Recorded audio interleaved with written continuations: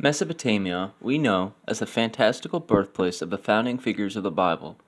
Known affectionately as the Fertile Crescent, is where some of the earliest civilizations and cities formed.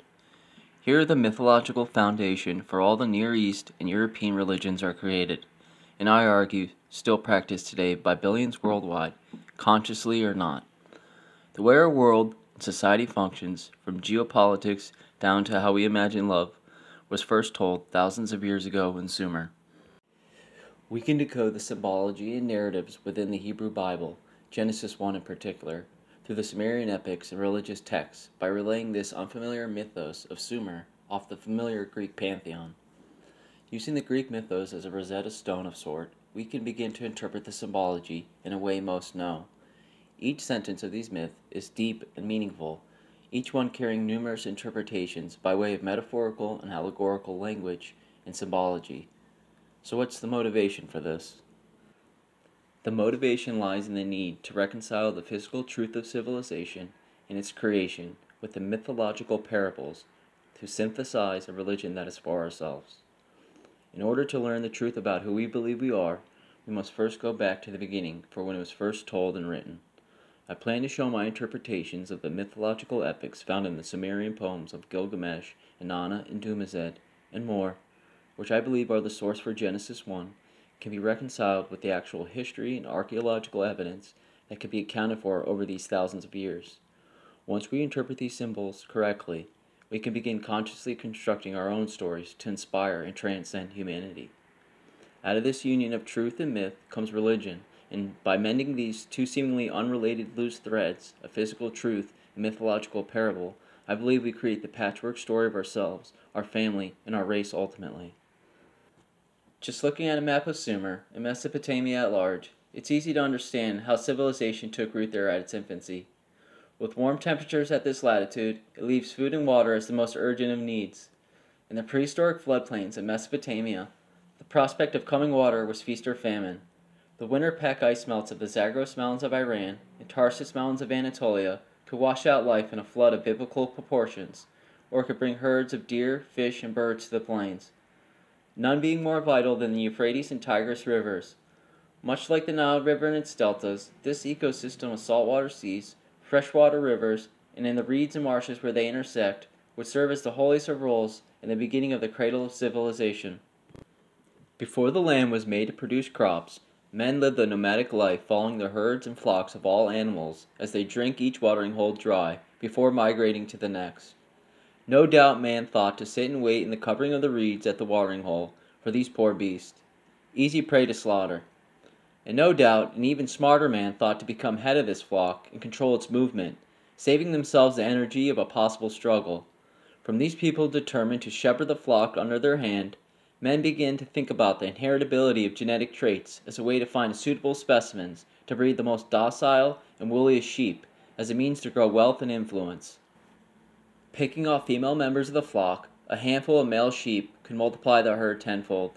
Surely this was the way it was found to be best among the nomadic tribes of Mesopotamia.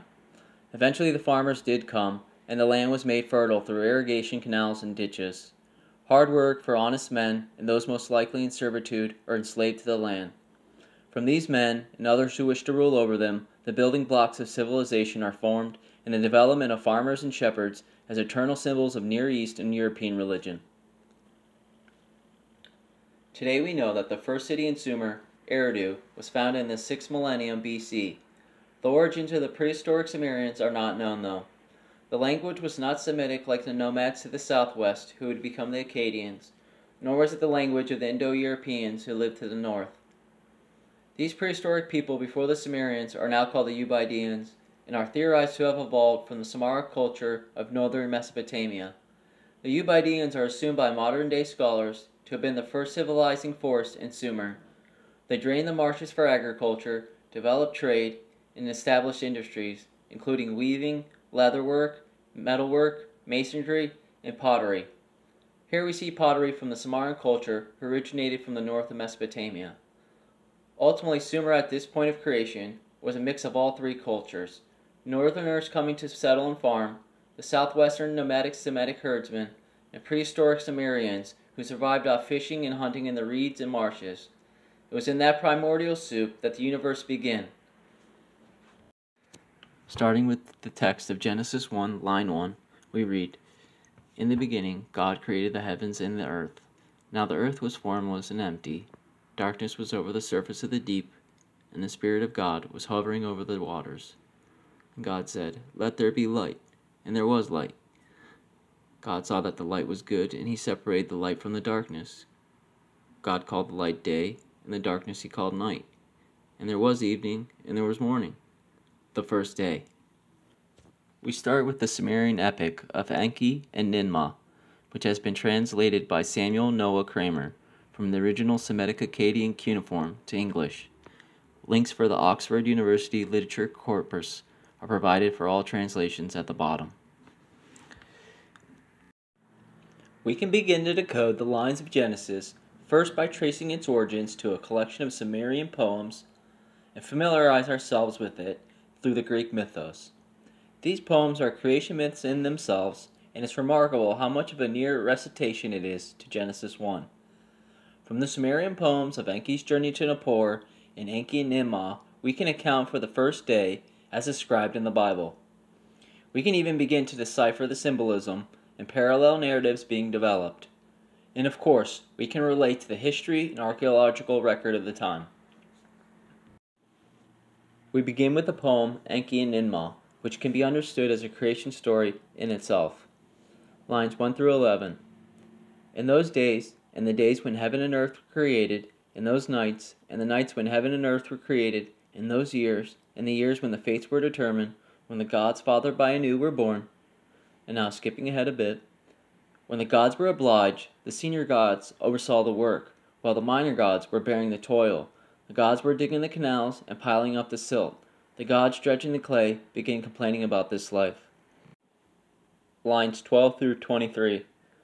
"At that time, the one of great wisdom, the creator of all the senior gods, Enki, lay on his bed, not waking up from his sleep in the deep abzu, in the flowing water, the place inside of which no other god knows. The god said, weeping, 'He is the cause of the lamenting.' Namu, the primeval mother who gave birth to the senior gods, took the tears of the gods to the one who lay sleeping, to the one who did not wake up from his bed, to her son. 'Are you really lying there asleep and not awake? The gods, your creatures, are smashing their... My son, wake up from your bed. Please apply the skill deriving from your wisdom and create a substitute for the gods so they can be freed from their toil.'" From the first lines, we have the same logic of night and day being created on the first day, along with heaven and earth. And this occurs, as this text says, when the gods of Anu, who is the chief deity, were born by the primeval goddess Namu. We can think of Namu as chaos, or a saltwater sea that surrounds the heaven and earth. We can even follow along with the Greek creation, where out of chaos, or Namu in Sumerian, came darkness, then light. Eventually we get to An, or Anu, a Uranus figure. Line 23 ends with the senior gods complaining about their work digging canals and dredging clay. Like the Greek creation, I argue Genesis begins the same on the cusp of an insidious plan for patricide and ascension to the throne, due to the building displeasure with the current ruling regime. Furthermore, Enki, the god of fresh water, as we read, is deep in the abzu. We can think of this as a subterranean freshwater god that is stuck in the abzu, or a deep abyss. In relating this to the Greek myths, we can recognize that Enki is similar to the Cyclopes, who were confined in Tartarus, or the abzu in Sumerian, by Uranus. So Enki is a Cyclopes, and he's stuck down in the abzu, or Tartarus. And from the Greek myths, we know that Uranus, father of the Titans upon Mother Earth, after he had thrown his rebellious sons, the Cyclopes, into Tartarus, a gloomy place in the underworld, which is just like the beginning lines of Enki and Ninmah. Analyzing further, Enki, the god of fresh water, is deep in the abzu, below the salt water of his mother, Namu, who we know as the primeval goddess of creation. As alluded to in the first day of creation, it was Namu who created Anu, heaven and earth, and the gods of Anu.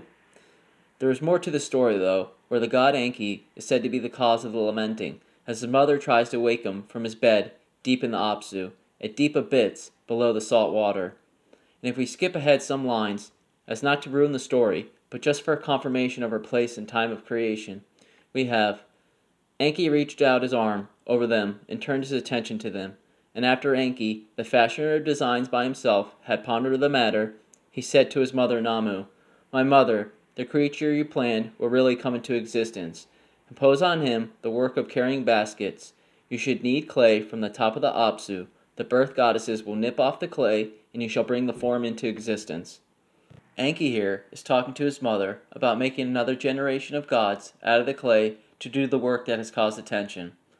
We can think of these new gods as the Titans, and the line here just adds context, that the earth was formless until Enki rose up from his bed in the abzu at his mother's behest. And from the clay nipped at the top of the surface, form was brought into being with the creation of a new generation of gods by Ninmah and his mother. This is an obvious foreshadowing to the castration of a Uranus-like figure that is coming. Namu is also much like a Gaia figure who creates the Titans to get revenge on Uranus for confining the Cyclopes, or Enki as I argue, down in Tartarus. And we see that in Enki and Ninmah when she's trying to wake her son up from sleeping in the abzu and complaining about the work of dredging clay. We can assume man is in his prehistoric stage here, and so not much is known about the worship of Namu. It is not until Enki rose on that first day of creation that we get civilization as we know it. As I've already said, Enki is the god of all fresh water, but is mostly associated with the Tigris and Euphrates rivers and subterranean water. Going further, he carries out the decrees of the chief god and brings order to society through irrigation of the land by water. And through that, we know Enki to be associated symbolically with canals, ditches, marshes, reeds, riverbanks, and the willow tree, or the huluppu tree from mythology. Through the willow tree root system and the synergy of the surrounding ecosystem and organisms, the metaphor of Enki is developed.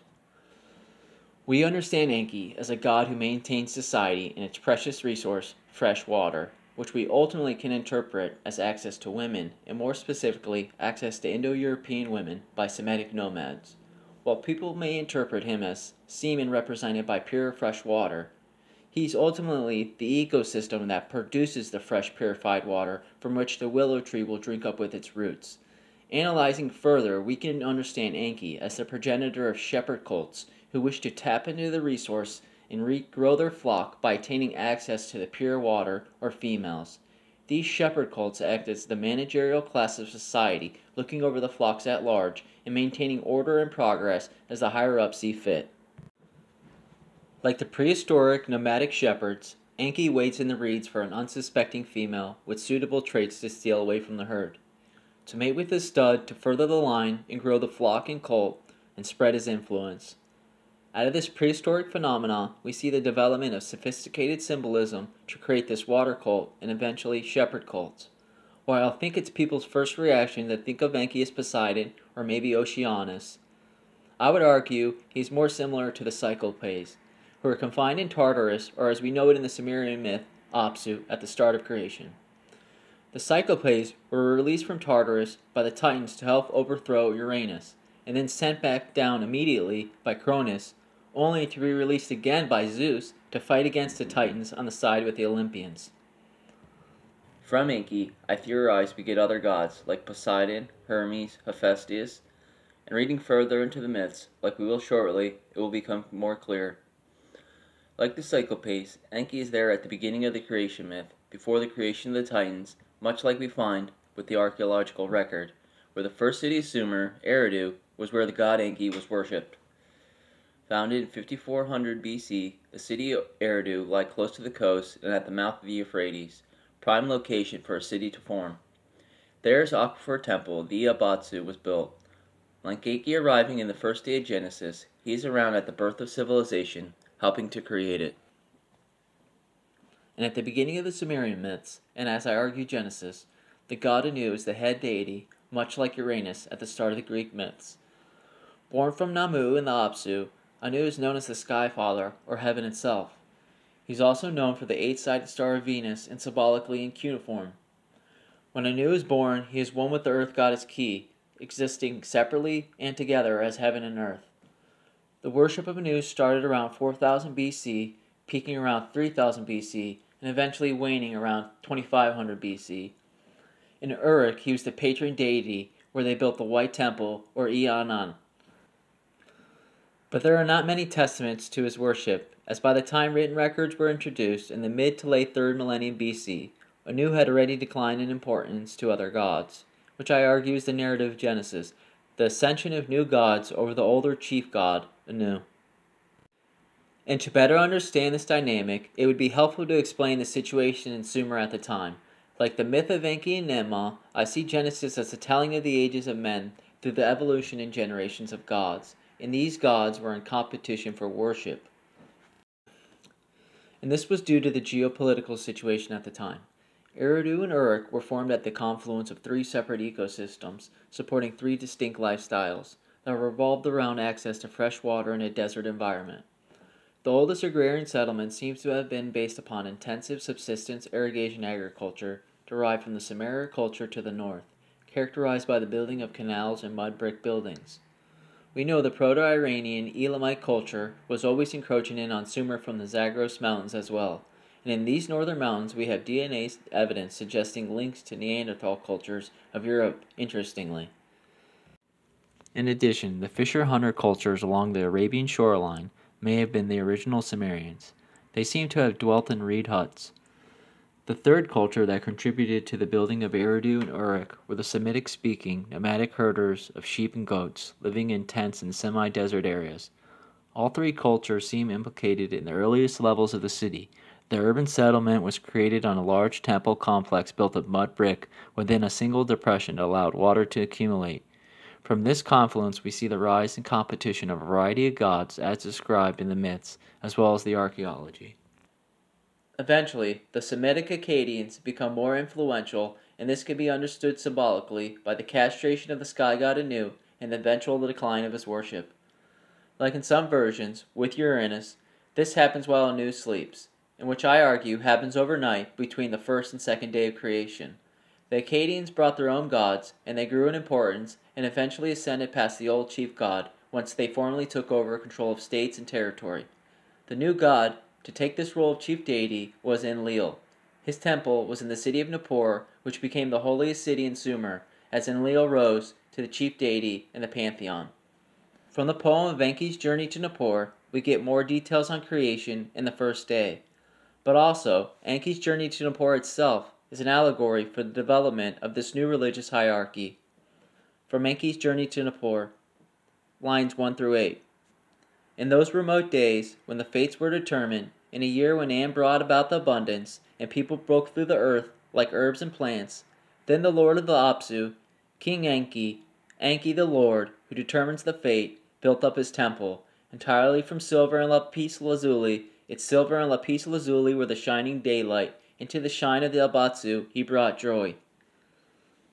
We already know from Enki and Enlil, Enki rose up from the Abzu, and at the surface the clay was used to create the new gods that would bring the earth and heavens into form. And there he built his temple, and the silver lapis lazuli are what create daylight. Lines 9 through 17.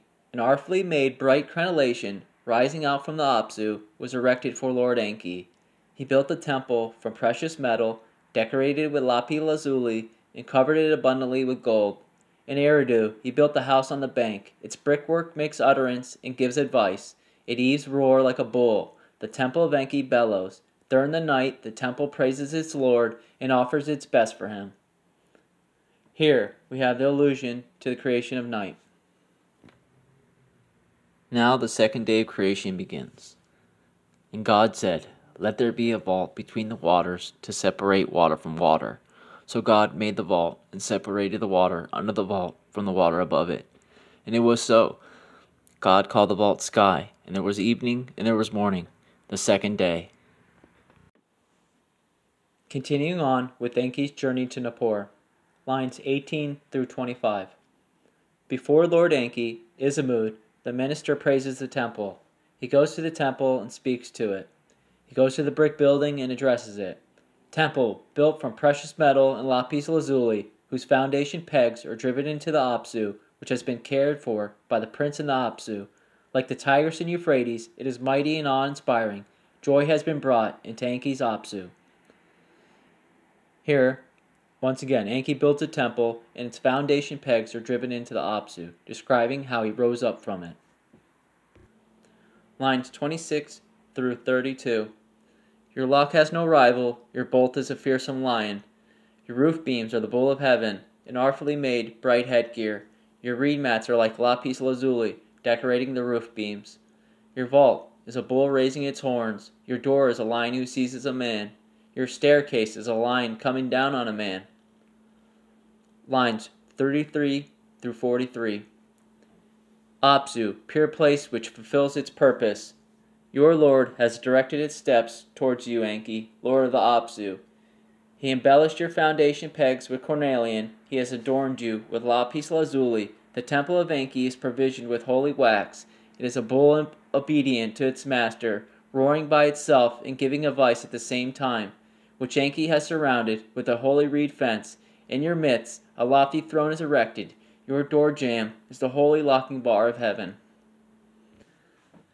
When Enki rises up from the Abzu, he creates the sky vault, which is explained through the description of his temple, where the roof beams are the bull of heaven, his vault being a wild bull raising its horns, and his door the holy locking bar of heaven.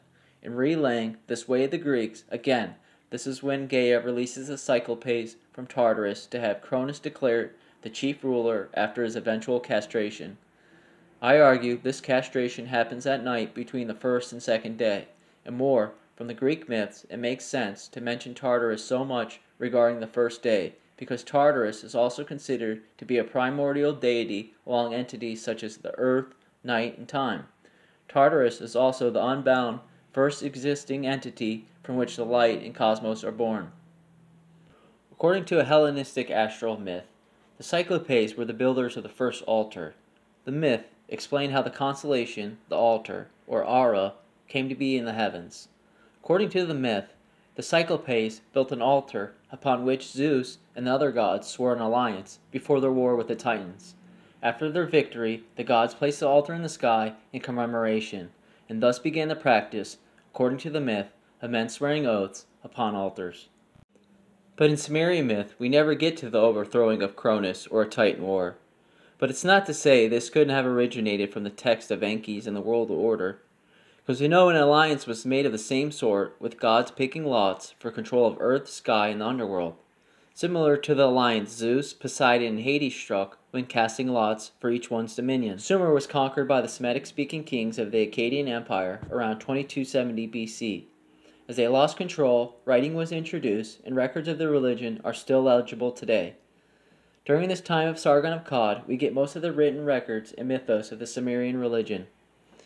These conquerors brought their own gods, and they grew in importance and eventually ascended past the old chief god, once they formally took over control of the states. The new god to take the role of chief deity was Enlil, who was known as the Lord of the Wind, or the Great Mountain, or most interestingly, the Foreign King. Son of Anu the Sky Father, Enki the Mother Goddess, Enlil is a chthonic god, who is a patron of agriculture and known for creating the land and seas themselves. We know him as Cronus. The epic poem of Gilgamesh, Enkidu in the Netherworld, another creation story, gives more clues through the symbols about the narrative of Genesis. And stopping there, we get confirmation of the sky god An and his creation of the heavens. Reading further into Gilgamesh in the Netherworld. When heaven had moved away from earth, and earth had separated from heaven, and the name of the man was fixed, and when the sky god An had carried off the heavens, and the air god Enlil had carried off the earth, when the king of the great below, Ereshkigal, was given the underworld for her domain, and Enki set sail for there as well. So, according to the myth, when the sky vault was created, Anu split from Ki and carried off the heavens, and Enlil carried off the earth. Reading further into the epic Gilgamesh, Enkidu, in the Netherworld, we realize Anu's castration is told symbolically through the story of the huluppu tree, with the tree representing Anu's penis. We read, when Enki set sail for the Netherworld, against the king, a storm of small hailstones arose. Against Enki, a storm of large hailstones arose. The small ones were light hammers, the large ones were like stones from catapults. The keel of Enki's little boat was trembling, as it were being butted by turtles. The waves at the bow of the boat rose to devour the king like wolves, and the waves at the stern of the boat were attacking Enki like a lion. And more, 27 through 35. At that time there was a single tree, a single huluppu tree, a single tree growing on the bank of the pure Euphrates. Being watered by the Euphrates, the force of the south wind uprooted it and stripped its branches, and the Euphrates picked it up and carried it away. A woman took the tree and brought it into Uruk, into Inanna's luxuriant garden. So here we learn that the south wind and Euphrates have blown the huluppu tree into the river, root and branches, an obvious allegory for Nu's penis and genetic line. We know Enlil is the lord of the wind and Enki associated with the Euphrates, so guess would be they were both in on the treachery. We know from the Greek myth that Uranus' penis and the sickle used by Cronus to castrate him in his sleep were thrown into a river, and upon this, the Furies were created, which I interpret as a storm of hailstones attacking Enki as he tries to sail from the underworld. The sea is violent, and this is possibly where the origin of the froth in the sea that gives birth to the goddess Venus comes from. Even further, we know after the Titan War was won, the gods chose lots, and Zeus claimed the sky, Poseidon the sea, and Hades the underworld, which is similar to the myth here. And myth has it they swore this oath on the altar in the sky that the Cyclopes built. After castrating Uranus, Cronus threw the Cyclopes back into Tartarus, but during the Titan War, Zeus freed them, which is why we see Enki heading to the underworld, I argue, and being attacked. As the text says, Anu moved heaven from earth, and Enlil carried off with the earth. It was there at the city of Nippur that the earth was said to be connected with the heavens, where Enlil was worshipped. At the city of Nippur, the Ikor temple, or mountain house, was built for the worship of Enlil, and its influence became dominant around 2900 BC at the end of the 4th millennium. He was worshipped there until about 1300 BC. Nippur itself was not a large city, but its control was crucial, as it was considered capable of conferring the overall kingship on monarchs from other city-states. It was distinctively a sacred city, important from the possession of the famous shrine of Enlil. The Sumerians were a religious people, and as such would devotedly serve the gods. They thought that a god statue was a physical embodiment of the god himself. As such, cult statues were given constant care and attention, and a set of priests were assigned to tend to them. People worship Enlil by offering food and other human necessities to him. The food, which was ritually laid out before the god's cult statue in the form of a feast, was believed to be Enlil's daily meal, but after the ritual, it would be distributed among his priests. These priests were also responsible for changing the cult statue's clothing. This brings us to the third day of creation. And God said, "Let the water under the sky be gathered to one place, and let dry ground appear." And it was so. God called the dry ground land, and the gathered waters he called seas, and God saw that it was good. Then God said, "Let the land produce vegetation, seed-bearing plants, and trees on the land that bear fruit with seed in it, according to their various kinds." And it was so. The land produced vegetation, plants bearing seeds according to their kinds, and trees bearing fruit with seed in it according to their kinds. And God saw that it was good. And there was an evening, and there was morning, the third day. The symbolism here is similar to the Greek myths, where the semen from the castrated Anu fertilizes the land, which occurs after Enlil carried earth from heaven, creating a land and sees himself in the process. We already know he is a chthonic god, known as the Great Mountain, as well as a vegetation god that favors farmers. And by continuing the Sumerian poem, Gilgamesh, Enkidu in the Netherworld, we see this metaphor develop. In the text, a woman named Inanna picks the tree up and brings it to Uruk. A simile for the fertilization of earth that takes place in order for the vegetation to grow. But there is much more to this than a simple surface analysis like that. With Enlil, like Enki, we see the progenitor of a cult being formed, the cult of farmers. This new farmer cult is consciously created in opposition to the managerial shepherd class. Ultimately, we know this is as a false opposition, but it takes the form through symbolism and metaphors of Enlil and his pickaxe, as well as summer versus winter, with winter representing the farmer and summer representing the shepherd. We read from the text of Creation of the Pickaxe. The Lord, whose decisions are unalterable, Enlil, who brings up the seed of the land from the earth, took care to move away heaven from earth, took care to move away earth from heaven, in order to make grow the creatures which came forth. Winter versus summer. Lines 1 through 11. On lifted his head in pride and brought forth a good day. He laid plans for and spread the population wide. Enlil set his foot upon the earth like a great bull. Enlil, the king of all lands, set his mind to increasing the good day of abundance, to making the night resplendent in celebration, to making flax grow, to making barley proliferate, to guarantee the spring floods at decay, to making lengthen their days in abundance, to making summer close the sluices of heaven, and to making winter guarantee plentiful water at decay. Now, winter versus summer. Lines 12 through 18. He copulated with the great hills. He gave the mountain its shares. He filled its womb with summer and winter, the plenitude and life of the land. As Enlil copulated with the earth, there was a roar like a bull's. The hills spent the day at the place, and at night she opened her loins. She bore summer and winter as smoothly as fine oil. He fed them pure plants on the terraces of the hills like great bulls. He nourished them in the pastures of the hills. Lines 26 through 32. By hand, winter guided the spring floods, the abundance and life of the land, down from the edges of the hills. He set his foot upon the Tigris and Euphrates like a big bull, and released him into the fields and fruitful acres of Enlil. He shaped lagoons in the water of the sea. The chthonic god Enlil has formed the earth, seas, and seasons in order for the land to be arable and produce vegetation like the text of Genesis describes. So like Saturn or Cronus, we see the symbols of a pickaxe like the sickle, and Enlil as his old man farmer god, dressed in his winter cloak. And through the symbolism of the pickaxe and seasons, he is known as the god that brings vegetation, like the winter in the Mesopotamian floodplain. But in the admiration and worship of Enlil, as his father figure, ultimately it's about servitude to higher forces, as we find out when we read on. Line 45. Holy winter, the ox, its head in the yoke. Lines 316 to 318.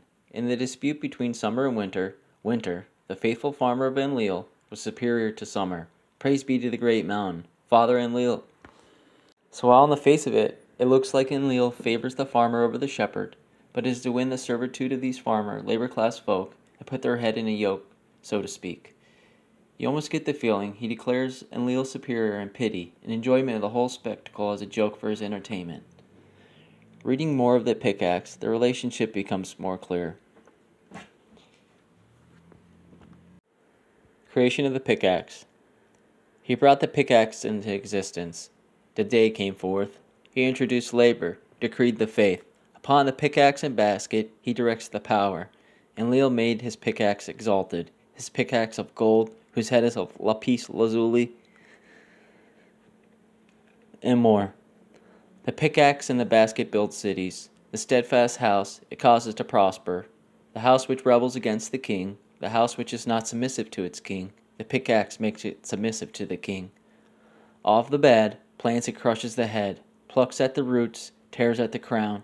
The pickaxe spares the plants. The pickaxe is faith decreed by Father Enlil. The pickaxe is exalted.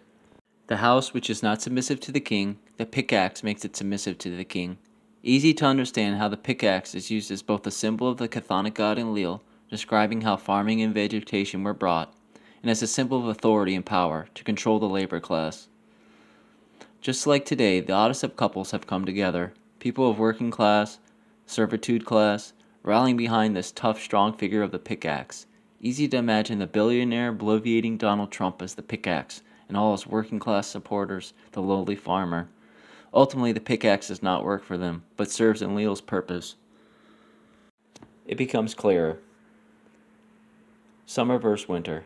Lines 189 to 199. Thereupon, winter replied to summer. Summer the donkey, grazing on the grass of the harvest ground, and braying noisily the mule, the harvest ox, chafing its neck in the pegs and tossing its head in the lead rope, the innkeeper going to the harvest ground, carrying a bowl in his hand of flour, playing, the bragging field worker who does not know the extent of the field. When someone gives a two-man axe to you, you go off to your step. The farmer is described as the bragging field worker who does not know the extent of the field. We also get details on the type of people these farmers were, describing them as steppe people. The text says, when someone gives a two-man axe to you, you go off to your step. Most likely, the farmers are peasants working the land, or possibly they are a warrior class of soldiers or conquered people from the northern mountains of the Zagros or Anatolia and possibly even the lands further. In opposition to the farmer is placed the shepherd, the managerial and merchant class living in the cities who look down upon the farmers from their higher positions in society. Just like today, behind the scenes are these shepherds, administering and overseeing the labor class. The forefather to this shepherd cult is the god Enki, and like Enlil, he can be recognized through symbols, none more fittingly than the willow tree, or as we heard already, the huluppu tree. These willow trees form hospitable microhabitats for sheep or animal herding, and it's Enki embodied by the whole system, the tree, the riverbank, the reeds, the water. We can think of Enki as a Prometheus-like figure who steals the secrets of the fire hidden in a reed and gives it to mankind as civilization, when he plants the huluppu tree on the side of the Euphrates. In the poem of Gilgamesh, Enki in the Netherworld, the huluppu tree served as a symbol for Anu and his genetic line. And remember, it was Enki who planted the huluppu tree on the banks of the Euphrates. Prometheus lying in wait on the riverbank. Like the ancient nomads who want to steal away the best female specimens, which in this case is Inanna, and by stealing away this female sheep, she's cut off from the genetic line of her previous flock. After that, the stolen away sheep will have offspring with males in that new flock. And that is essentially what we see here with Enki in the huluppu tree, and even Prometheus stealing the secrets of fire in a reed or the fennel stalk. Then we see Inanna, who is Anu's daughter in some myths, take the tree and place it in Uruk, which was the center of worship for Anu in the past. We can see Inanna as a generic mythologic formula describing the ascent of the shepherd class over the farm laborer class with the increasing urbanization of Sumer and the eventual conquest by the Semitic Akkadians. And it's done through the castration of the male patriarch of the Sumerian religion and seduction by the hypersexualization of the female heiress of this former ruling class, Inanna, a vehicle which to enter the city gates and establish this new religious hierarchy as a way to further gain control over the populace, and it's represented metaphorically by this goddess taking the tree to Uruk. The metaphor develops further with the stealing of the goddess Inanna into the city and marrying her off to Dumuzid the shepherd. Inanna may be equated with Diana, the triple goddess of the dove and oak cult. Some even interpret the huluppu tree as an oak tree. But she is many things really, I argue. She is Artemis, Venus, Pandora, and Persephone all in one. She's a mythological device for these ascendant Akkadians to construct a religion as a medium to moralize their civilization and people, as well as subvert the pre-existing ruling class, all as means to rise in influence in the increasingly urban Sumer. From Enki in the World Order comes an apt description of Inanna. When upset that she has been given no responsibilities from Enki, he then responds with what her role of goddess should be. Line 422. Why did you treat me, the woman, in an exceptional manner? I am holy Inanna. What are my functions? Lines 424 to 436. Enki answered his daughter, holy Inanna. How have I disparaged you, goddess? How have I disparaged you? How can I enhance you, maiden Inanna? I made you speak as a woman with pleasant voice. I made you go forth. I covered with a garment. Inanna, you heap up human heads like piles of dust. You sow heads like seed. Inanna, you destroy what should not be destroyed. You create what should not be created. You never grow weary with the mires looking at you, maiden Inanna. The line, you destroy what should not be destroyed, you create what should not be created, is most striking to me.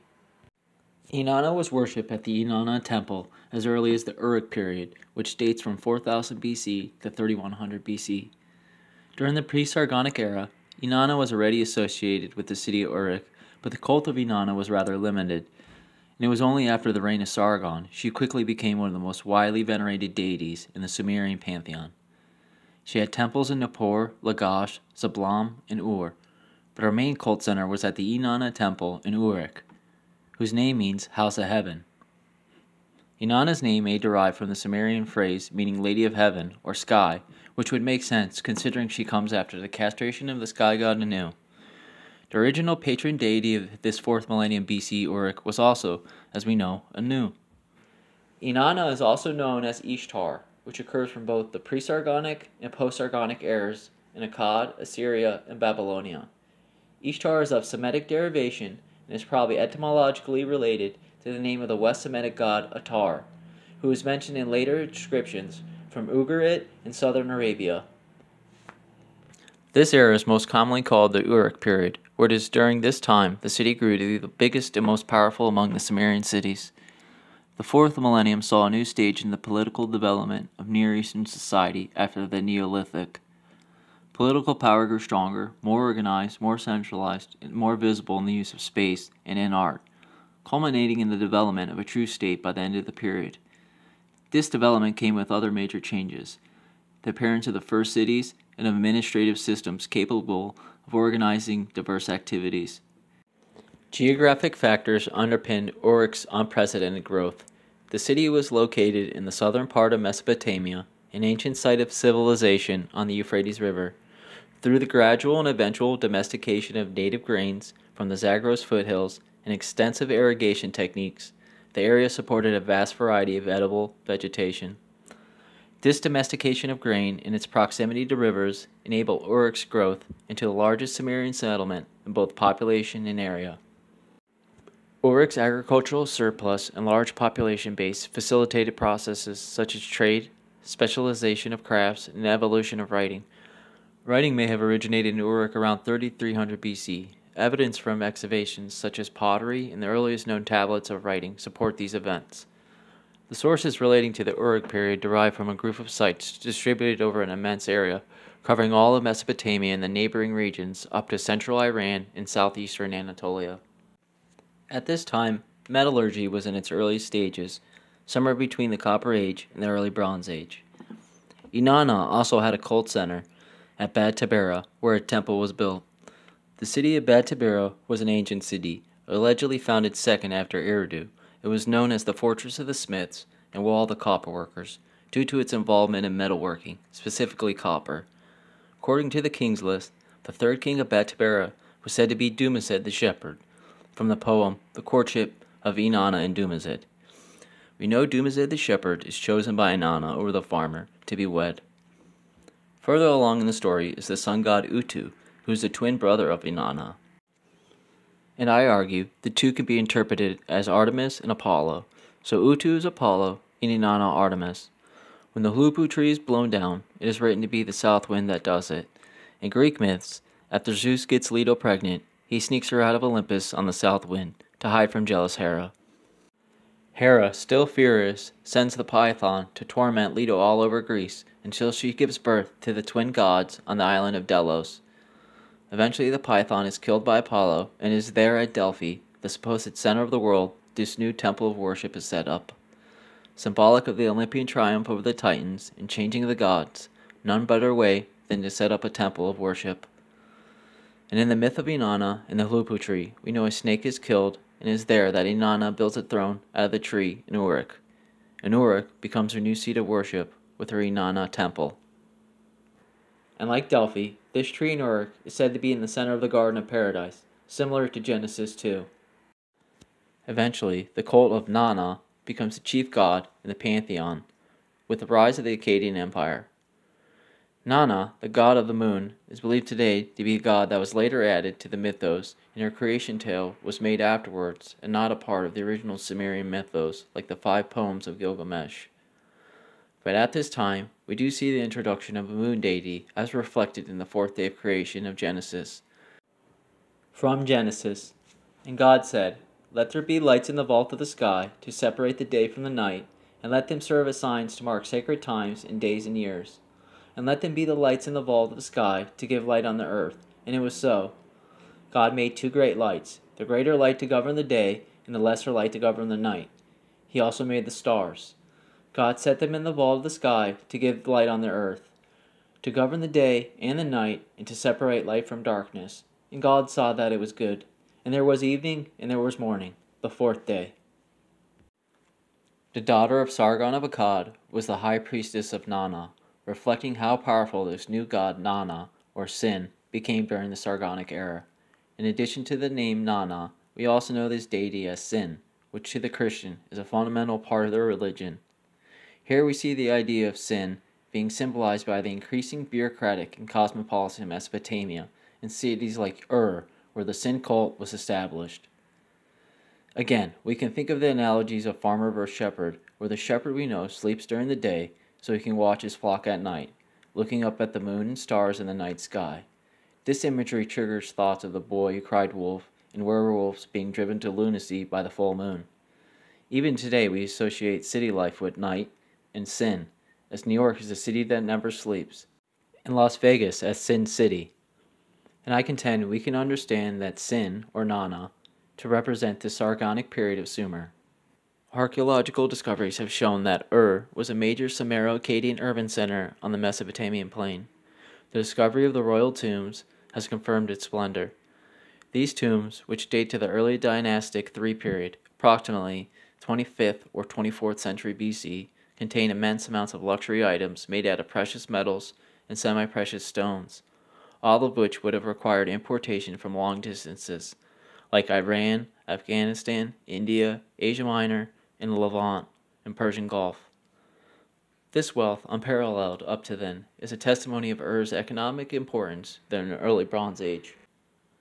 The third dynasty of Ur was established when the king Ur-Nammu came to power, ruling between 24-7 BC and 2030 BC.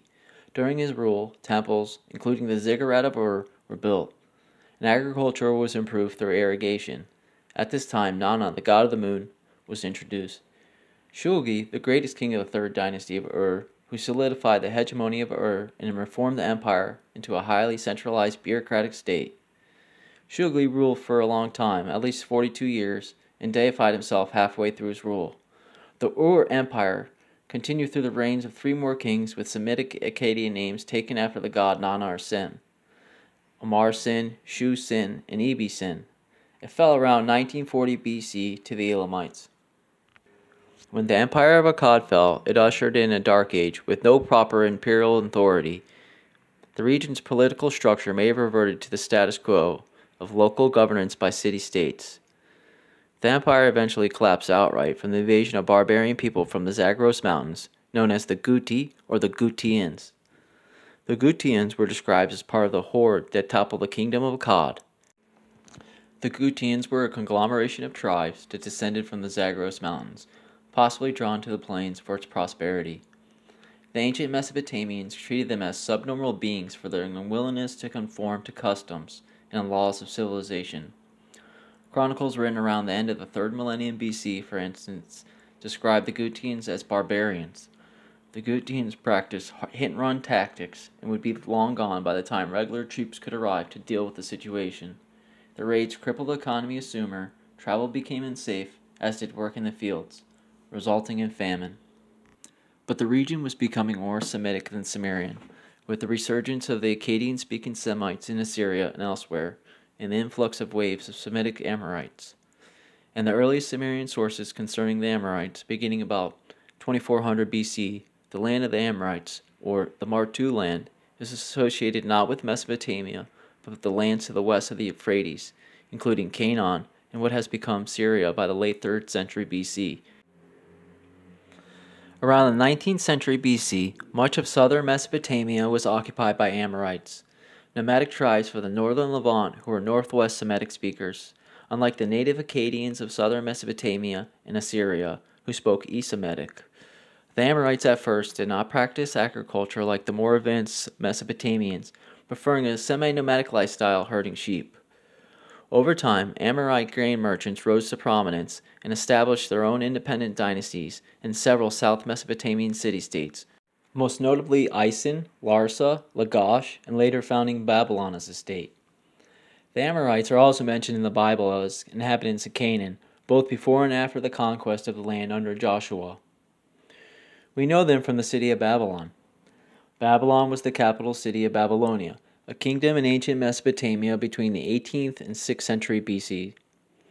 The town became part of a small independent city-state with the rise of the first Babylonian dynasty in the 19th century BC.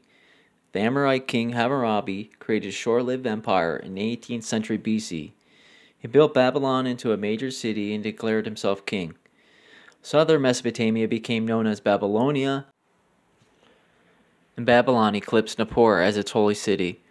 The empire waned under Hammurabi's son, and Babylon spent long periods under Assyrian, Kassite, and Elamite domination.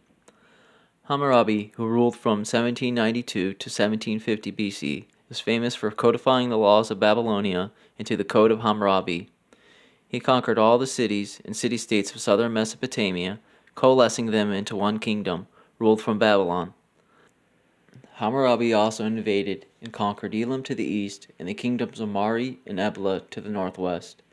After a protracted struggle with the powerful Old Assyrian Empire, he forced them to pay tribute late in his reign, spreading Babylonian power to Assyrian, Hattian, and Hurrian colonies in Asia Minor. Texts from Old Babylon often include references to Shamash, the sun god of Sapar, treated as a supreme deity, and Marduk, considered as his son. Marduk was later elevated to a higher status and Shamash lowered, perhaps reflecting Babylon's rising political power. We know Shamash from Sumerian myths as Utu, and it seems then Shamash, or Utu, is an older god than the Babylonian god Marduk, who we know as the storm god Zeus. The Sumerians have a storm god who comes later named Iskor, or Adad. We see him rise in status in Sumer at the end of the 3rd millennium BC and the beginning of the 2nd millennium BC. From the fall of the Ur-3 and the Akkadian Empire to the rise of the Babylonian Empire of Hammurabi, we can recognize the development of a warrior-farmer class cult forming with the creation of the sun god and the 4th day of creation in Genesis. That said, there is still some history left. In 1595 BC, the city of Babylon was overthrown by the Hittite Empire from Asia Minor. Thereafter, Kassites from the Zagros Mountains of northwestern ancient Iran captured Babylon and ushered in a dynasty that lasted for 435 years, until 1160 BC. Kassite Babylon eventually became subject to the Middle Assyrian Empire to the north and Elam to the east, with both powers vying for control of the city. An Assyrian king took the throne of Babylon in 1235 BC. The Arameans briefly ruled in Babylon during the late 11th century BC. One of the northern tribes who influenced the Babylonians and eventually Indo-European religions of the Hittites were the Hurrians, and it is here where the origins of the myth of Zeus overthrowing Cronus and the rule of the Olympians come from. The Hurrians were a people of the Bronze Age Near East. They spoke a Hurro-Urartian language. Hurrians lived in Anatolia, Syria, and northern Mesopotamia, with the largest and most influential Hurrian nation, the Kingdom of Mitanni. The Mitanni perhaps being Indo-European speakers who formed a ruling class over the Hurrians. The population of the Indo-European speaking Hittite Empire in Anatolia included a large population of Hurrians, and there is a significant Hurrian influence in Hittite mythology. By the early Iron Age, the Hurrians had been assimilated with other peoples. The remnants were subdued by related people that formed the state of the Urartu. The present-day Armenians are an amalgam of the Indo-European groups with the Hurrians and Urartians. From the 21st century BC to the late 18th century BC, Assyria controlled colonies in Anatolia, and the Hurrians, like the Hattians, adopted the Assyrian Akkadian cuneiform script for their own language, right around 2000 BCE. Texts in the Hurrian language and cuneiform have been found at Hattusha and Ugarit. The Hurrian urban culture was not represented by a large number of cities. Urkesh was the only Hurrian city in the 3rd millennium BC. In the 2nd millennium BC, we know of a number of Hurrian cities, but the urban culture appears to have been quite different from the centralized state administrations of Assyria and ancient Egypt. An explanation could be the feudal organization of the Hurrian kingdoms ruled by Indo-Europeans. The Kabul River Valley became the heart of the Hurrian lands for a millennium. The first known Hurrian kingdom emerged around the city of Urkesh around 3rd millennium BC. There is evidence that they were initially allied with the East Semitic Akkadian Empire of Mesopotamia. At some point in the early 2nd millennium BC, the northwest Semitic-speaking Amorite kingdom of Mari to the south subdued Urkesh and made it a vassal state. In the continuous power struggles over Mesopotamia, another Amorite dynasty had usurped the throne of the old Assyrian Empire, which had controlled colonies in Hurrian, Hattin, and Hittite regions of eastern Anatolia since the 21st century BC. The Assyrians then made themselves master over Mari and much of northwest Syria in the late 19th and early 18th century BC. The Hurrians also migrated further west in this period. By 1725 BC, they are also found in parts of northern Syria. The mixed Amorite Hurrian kingdom of Yamhad is recorded as struggling for this area, with the early Hittite king King Hattusili I, around 1600 BC. Yamhad eventually weakened vis-a-vis the powerful Hittites, but this also opened up Anatolia for Hurrian cultural influence. The Hittites were influenced by both the Hurrians and Hattian cultures over the course of several centuries. The Indo-European Hittites continued expanding south after the defeat of Yamhad. The army of the Hittite made its way to Babylon, by then a weak and minor state, and sacked the city. The Hittites were an Anatolian people who played an important role in establishing an empire centered on Hattusha in north-central Anatolia around 1600 BC. This empire reached its height during the mid-14th century BC, when it encompassed an area that included most of Anatolia, as well as parts of the northern Levant and upper Mesopotamia. Between the 15th and 13th century BC, the Hittite Empire came into conflict with the New Kingdom of Egypt, the Middle Assyrian Empire, and the Empire of the Mitanni for control of the Near East. The Middle Assyrian Empire eventually emerged as a dominant power and annexed much of the Hittite Empire, while the remainder was sacked by the Phrygian newcomers to the region. After 1180 BC, during the Late Bronze Age collapse, the Hittites splintered into several independent Syro-Hittite states, some of which survived until the 8th century BC before succumbing to the Neo-Assyrian Empire. The Hittite language was a distinct member of the Anatolian branch of the Indo-European language family, and along with the closely related Luvian, is the oldest historically attested Indo-European language. The Hittites called their country the Kingdom of Hattusha, a name received from the Hattians, an earlier people who inhabited the region until the beginning of the 2nd millennium BC and spoke an unrelated language known as Hattic. The conventional name Hittites is due to their initial identification with the biblical Hittites in archaeology from the 19th century AD. The history of the Hittite civilization is known mostly from cuneiform texts found in the area of their kingdom and from diplomatic and commercial correspondence found in various archives in Assyria, Babylonia, Egypt, and the Middle East, the decipherment of which also was a key event in the history of the Indo-European studies. To go back over the 1500-year history we kind of glossed over, I want to focus in on some key aspects. With the collapse of the Akkadian Empire at the end of the 3rd millennium BC, northern rulers became more influential in the ruling class of southern Mesopotamia. First, Amorite rulers came and ruled over individual city-states. The Amorites were originally sheep-herding pastoralists, but eventually some grain merchants grew wealthy and powerful and acquired vassal states in northwest Mesopotamia and Anatolia. Eventually, through warrior kings, they ventured south and controlled the city-states of Sumer. In addition, after the fall of Akkad in Ur III, there were severe droughts in the region, the soil was in poor condition from farming of grains, and it took large works of canals and ditches to bring water to the cities. Eventually, the Amorites became the most powerful force in Mesopotamia through the Babylonian Empire. The Babylonians were different than the southern Mesopotamians in that they were influenced more by the Indo-Europeans of Anatolia, most specifically through the Hurrians. And eventually the Hittites became the most powerful kingdom in the 14th century BC before the Bronze Age collapse. It is with this growing northern influence and laborers brought down from the Amorite vassal states that the sun god becomes more influential, and we see shrines to him at Larsa and Sippar. One of those cities was Larsa, an important city-state of ancient Sumer, the center of the cult of the sun god Utu. There they built a temple called the White House, where Larsa became an important city after the fall of the 3rd dynasty of Ur, around 2000 BC, and grew powerful during the Ibsen-Larsa period, from 2000 BC to 1500 BC. One of those northern Amorite leaders during this time was a warrior king named Gungunum. During the time Gungunum occupied the throne, Larsa went from being a city of lesser importance to become a powerful challenger to Isin, the dominant power in southern Mesopotamia since the collapse of Ur III Empire in 2000 BC. When Gungunum succeeded his brother Zabaya in 1932 BC, Larsa broke with Isin and established an independent dynasty. To legitimize his rule and deliver a blow to Isin, Gungunum captured the city of Ur. As the region of Larsa was the main center of trade via the Persian Gulf, Isin lost an enormously profitable trade route, as well as a city with much cultic significance. Gungunum's two successors both took steps to cut Isin completely off from access to canals. Isin quickly lost political and economic force. Larsa grew powerful, but never accumulated a large territory, eventually falling to the Babylonians and Hammurabi. In addition, Sippar was the cult site of the sun god Utu and the home of his temple, Ibabara. The temple called the White House, like the one in Larsa as well.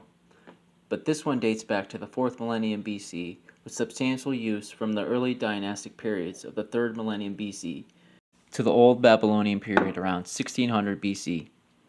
Thousands of Babylonian cylinders were found in the temple, and the coat of Hammurabi steel was probably erected at Sippar.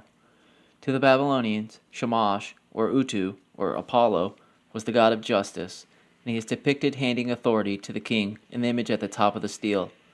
By the end of the 19th century BC, Sippar was producing some of the finest Old Babylonian cylinder seals. Through the migrations and eventual conquering of the northern Mesopotamians over the southern Mesopotamians, we see the farmer-warrior cult that has developed around the sun god Utu, as he enters on the 4th day of creation of Genesis. We read from Gilgamesh, Enkidu, in the Netherworld. After Inanna, Utu's twin sister, had brought the huluppu tree into Uruk. Lines 47 through 69. When dawn was breaking, when the horizon became bright, when the little birds, at the break of dawn, began to clamor, when Utu had left his bedchamber, his sister, holy Inanna, said to the young warrior Utu, "My brother, in those days when destiny was determined, when abundance overflowed in the land, when An had taken the heavens for himself, when Enlil had taken the earth from himself."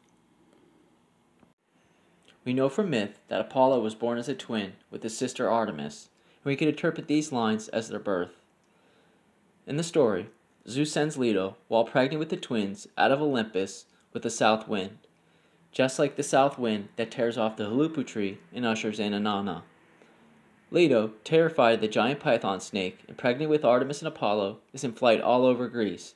It is on the island of Delos that she gives birth, and it is said that Zeus turned Leto into a flock of quails to shroud the birth from Hera, which we can interpret from the opening lines. In addition, reading from the poem Enki and Ninhursag, another creation myth as well, we again see the mention of Utu at a time right before any animals are created, but earth and plants are ready to be grown. They just need for the sun to come out and draw the water up from the ground. At this moment, according to the text, we are at the 4th day of creation like in Genesis. Now reading from Enki and Ninhursag. Lines 1 through 4. Pure are the cities, and you are the ones to whom they are allotted. Pure is Dilmun land. Pure is Sumer, and you are the ones to whom it is allotted. Pure is Dilmun land. Pure is Dilmun land. Virginal is Dilmun land. Virginal is Dilmun land. Pristine is Dilmun land. Lines 5 through 10. He laid her down, all alone in Dilmun, in the place where Enki had lain down with his spouse. That place was still virginal. That place was still pristine. He laid her down, all alone in Dilmun, in the place where Enki had laid down with Ninhursag. That place was virginal. That place was pristine. Lines 11 through 16. In Dilmun, the raven was not yet cawing, the partridge was not cackling, the lion did not slay, the wolf was not carrying off lambs, the dog had not been taught to make kids curl up, the pig had not learned that grain was to be eaten. Lines 50 through 54. At that moment, on that day, and under that sun, when Utu stepped up in the heavens, from the standing vessels from Nana's radiant high temple, from the mouth of the waters running underground, fresh waters ran out of ground for her. Lines 55 to 62. The waters rose up from it, into her great basins. Her city drank water aplenty from them. Dilum drank water aplenty from them. Her pools of salt water indeed became pools of fresh water. Her fields glebe, and her furrows indeed produced grain for her. Her city indeed became an emporium on the quay for the land. Dilmun indeed became an emporium on the quay for the land. At that moment, on that day, and under that sun, so it indeed happened. From earlier, we know that the Akkadian Empire was eventually sacked by the Elamites and Gitans from the northeastern Zagros Mountains, and the subsequent Babylonian Empire was under constant pressure from northern peoples venturing south at the start of the 2nd millennium BC. In 1932 BC, Gunganum, an Amorite warrior king from the north, conquered his way south and eventually ruled over Larsa, starting large engineering projects that diverted water away from the rival city Isin and solidifying Larsa as the dominant power. Larsa was also the leading center of worship of Utu, where his temple was located. This myth could be recognizing this historical event and rise in status of the sun god, with the relentless migrations of northern Amorites, Elamites, Hurrians, and eventually Hittites. There are other sources from texts that would seem to indicate that Utu is associated with the canal works from the death of Gilgamesh. This period is generally taken to coincide with a major shift in population from southern Mesopotamia toward the north. Ecologically, the agricultural productivity of the Sumerian lands was being compromised as a result of rising salinity. Poorly drained irrigated soils in an arid climate with high levels of evaporation led to the buildup of dissolved salts in the soil, eventually reducing agricultural yields severely. During the Akkadian and Earth 3 phases, there was a shift from the cultivation of wheat to the more salt-tolerant barley, but this was insufficient, and during the period from 2100 BC to 1700 BC, it is estimated that the population in this area declined by nearly 3/5.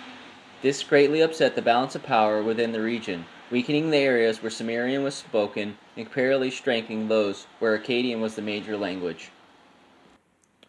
After the fall of Ur 3, barley was introduced as the better grain for farming. It is from all these historical facts that we see the development of warrior farmer cults that migrate down from the northern mountains and become heavily worshipped during this time in southern Mesopotamia. We see it develop in the epics of Death of Gilgamesh, Gilgamesh and the Hua, Enki and Nin-Hersog, and how grain came to Sumer. From the Death of Gilgamesh, lines 10 through 32. The Lord imposed a levy on his city. The herald made the horn signal in all the lands. Arise, open up the Euphrates. Kulaba, arise, divert the waters of the Euphrates. Ur's levy was a flood. Kulaba's levy was a clouded sky. Meanwhile, not even the first month had passed. It was not 5 or 10 days before they had opened up the Euphrates and diverted its high water. Utu looked at its shells with admiration. Then, as soon as the water in the bed of the Euphrates had receded, his tomb was built there from the stone. Its walls were built from the stone. From how grain came to Sumer, lines 1 through 12. In those times, they did not know grain, barley or flax, and brought those down from the interior of heaven. Enlil lifted his gaze around as a stag lifts its horns when climbing the terraced hills. He looked southward and saw the wide sea. He looked northwards and saw the mountain of aromatic cedars. Enlil piled up the barley, gave it to the mountain. He piled up the bounty of the land, gave the barley to the mountain. He closed off access to the wide open hill. He, its lock, which heaven and earth shut fast. Lines 13 through 20. Then Nu-Nazu said to his brother Ninmada, let us go to the mountain where barley and flax grow, the rolling river, where the water wells up from the earth. Let us fetch the barley down from its mountain. Let us introduce the barley into Sumer. Let us make barley known in Sumer, which knows no barley. From how grain came to Sumer. Ninmada, the worshipper of An, replied to him, since our father has not given the command, since Enlil has not given the command, how can we go there to the mountain? How can we bring down the barley from its mountain? How can we introduce the grain into Sumer? How can we make barley known in Sumer, which knows no barley? Lines 28 to 31. Come, let us go to Utu of heaven, who as he lies there, sleeps a sound sleep, to the hero, the son of Ningal, who as he lies there, sleeps a sound sleep. He raised his hands towards Utu of the 70 doors. And unfortunately, this is the last lines that are decipherable from the cuneiform tablets. This poem seems to symbolically reference what we know happened around this time. During the Akkadian and Ur 3 phases, there was a shift from the cultivation of wheat to the more salt-tolerant barley. This was due to the rising salinity in the soil, and this period is generally taken to coincide with a major shift in population from southern Mesopotamia toward the north. The Amorites appear as an uncivilized and nomadic people in early Mesopotamian writings, from Sumer, Akkad, and Assyria, especially connected with the mountainous region now called Jebel Bashiri, in northern Syria called the Mountain of the Amorites. From the 21st century BC, possibly triggered by a long major drought starting about 2200 BC, a large-scale migration of Amorite tribes infiltrated southern Mesopotamia. They were one of the instruments of the downfall of the third dynasty of Ur. And Amorite dynasties not only usurped the long-existent native city-states such as Isa, Larsan, and Kish, but also established new ones, the most famous of which was to become Babylon. In the early Sumerian text, all western lands beyond the Euphrates, including the modern Levant, were known as the land of the Martu, or Amorites. And there, I believe, we get the association with cedars which we see in the poem of How Grain Came to Sumer. Some account the Amorites were fierce, tall, and were a tribe of Indo-European warriors who at one point dominated the Israelites. Some of the Akkadian literature of this era speaks disparagingly of the Amorites. It implies that the Akkadian and Sumerian speakers of Mesopotamia viewed their nomadic and primitive way of life with disgust and contempt. A quote, "The Martu, who know no house nor town, the boors of the mountain, the Martu, who digs up truffles, who does not bend his knees, who eats raw meat, who has no house during his lifetime, who is not buried after death." However, the Amorites certainly spoke exclusively a Semitic language, followed Semitic religions of the Near East, and had distinctly Semitic personal names. Their origins were believed to have been the lands immediately to the west of Mesopotamia and the Levant, and so they are regarded as one of the Semitic peoples. But you could argue the same for most people in the Americas who have descended from Europeans today. We practice a Semitic religion, Christianity, and have names from the Bible, and speak English, even though we are not necessarily Anglo-Saxon. And from other Sumerian texts, like the poem Logobanda and the Anzu bird, it describes how 50 years in Amakur's reign, the Martu people arose in Sumer and Akkad, necessitating the building of a wall to protect Uruk. From the poem Gilgamesh in the Huwawa, lines 8 through 12. His slave Enkidu answered him, "My lord, if today you want to set off into the mountains, Utu should know about it from us. If you want to set off into the mountains of cedar felling, Utu should know about it from us. Utu, youthful Utu, should know about it from us. A decision that concerns the mountains is Utu's business. A decision that concerns the mountains of cedar felling is the business of youthful Utu. Utu should know about it from us." Here it is directly stated that the mountains is Utu's business, and the cedar trees can only be chopped down with his permission, it seems. Whether the cedars are people he rules over, some kind of female resource, it's clear these are for him. Then we know Gilgamesh and Enkidu go to find warriors who are of single mothers or bachelors. Lines 52 through 60. Whoever had a household went to his household. Whoever had a mother went to his mother. Bachelor males, types like him, there were 50, joined him at his side. He made his way to the blacksmiths and had them cast weapons and axes, the strength of warriors. Then he made his way to the deeply shaded plantations, where he had ebony trees felled, and huluppu trees, apricot trees, and box trees. He, to his fellow citizens who were going with him, warriors, sons of a single mother. The first, their eldest brother, has lion's paws and eagle's claws. They will guide him through the mountain valleys. Here the association of Utu and warrior-like characters of Gilgamesh and Enkidu are developed. We can assume the felling of the huluppu tree is some kind of symbolism of war and possibly conquering of women. Reading further, lines 153 to 157. He tugged at Gilgamesh's hand. "Gilgamesh, let me go. I want to talk to Utu. Utu, I never knew a mother who bore me, nor a father who brought me up. I was born in the mountains. You brought me up. Yet Gilgamesh swore to me by heaven, by earth, and by the mountains." More association of Utu with warriors in the mountains. While Utu may not commit the violence in these scenes, he is personified by the characters themselves, whereas Apollo takes on these features himself and actually slays the python, where it is Gilgamesh who kills the snake in the huluppu tree, and Enkidu who kills the huaha.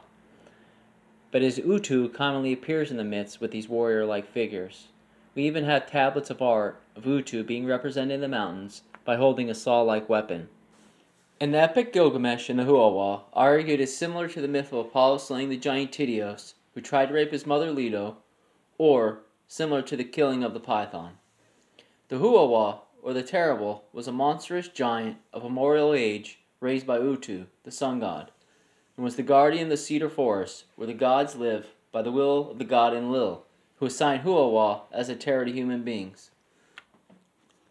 So a monster that's raised by Utu, or how I interpret, one that is around since his birth. Much like the python who chased Leto and her children all over Greece, and the Tityos who tried to rape Leto, both are terrors since Apollo's childhood. Also the warriors set off with 50 other bachelors, or men from single mothers. There is a sense that they share a commonality with Apollo, who was born to a single motherhood of sorts. and we know he kills these two monsters, the Python and Tityos, to avenge her torment. Furthermore, the Huwawa is beloved by the gods, and when he is decapitated by Enkidu, his head is put in a leather sack, which is brought to Enlil, the god who set Huwawa as the forest guardian. Enlil becomes enraged upon learning this and redistributes Huwawa's 7 splendors. We also know that Apollo is punished after killing the Python in Delphi in some accounts, as it was the guardian of the Delphic oracle and considered a holy being. In addition, we know the Huwawa was said to have the paws of a lion, and a body covered in thorny scales. His feet had the claws of a vulture, and on his head were the thorns of a wild bull. His tail and phallus each ended in a snake's head. Kind of like a dragon, really, which is how Python is understood to resemble as well, in some cases. Furthermore, from the poem Lugalbanda in the Mountain, we see Utu represented as a healing and youthful god, much like we know him from the Greek myths. Lugalbanda in the Mountain is about a Sumerian king Enmerkar, who wants to conquer the land of Arata. Rounding up his army, Enmerkar marches towards Arata. Amongst the soldiers is Lugalbanda, who falls seriously ill and is left by his soldiers to live or die in a cave along with some provisions. Lugalbanda lies ill for 2 days. He prays to the god Utu, Inanna, and Nana to be healed of his sickness, and is eventually healed by them.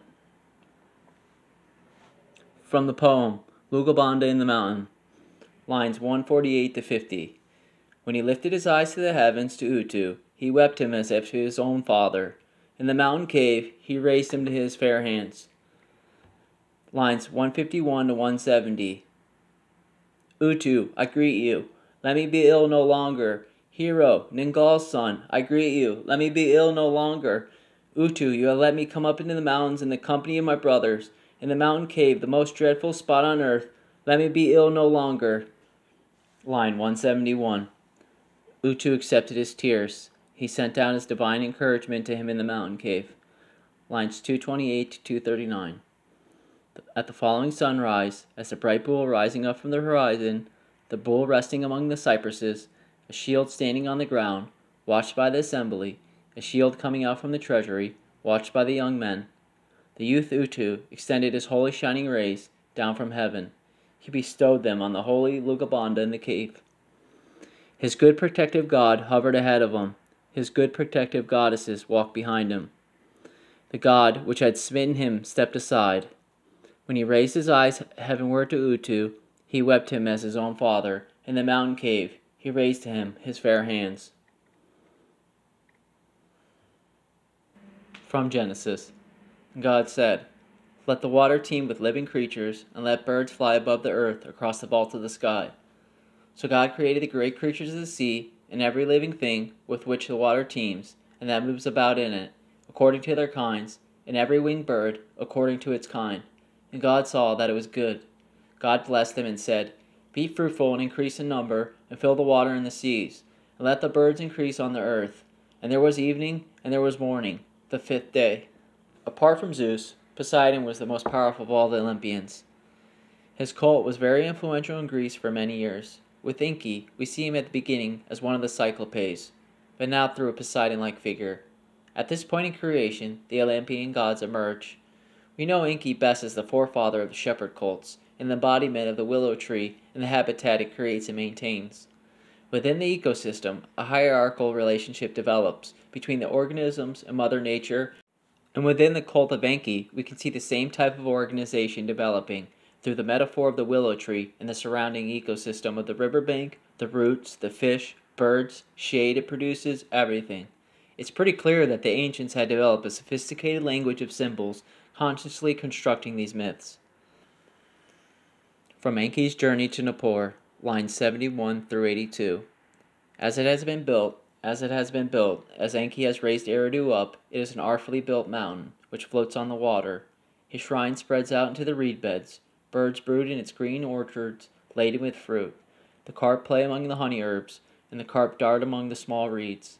When Enki rises, the fishes rise before him, like waves.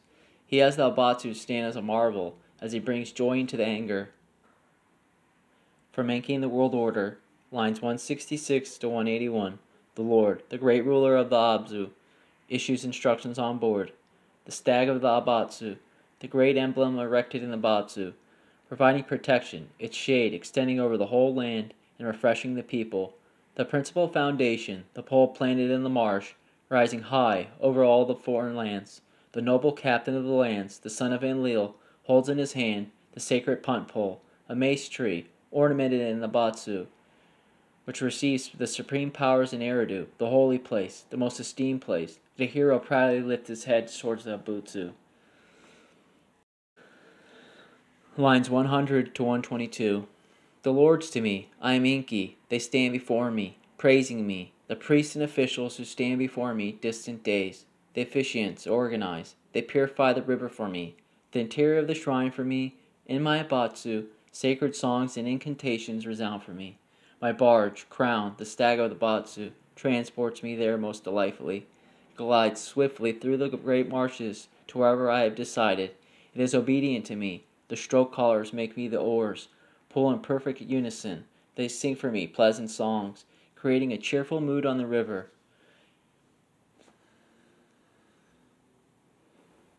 These lines and this picture is remarkable in that it clearly demonstrates how sophisticated the symbology that was developed by the people who created these myths and cults were.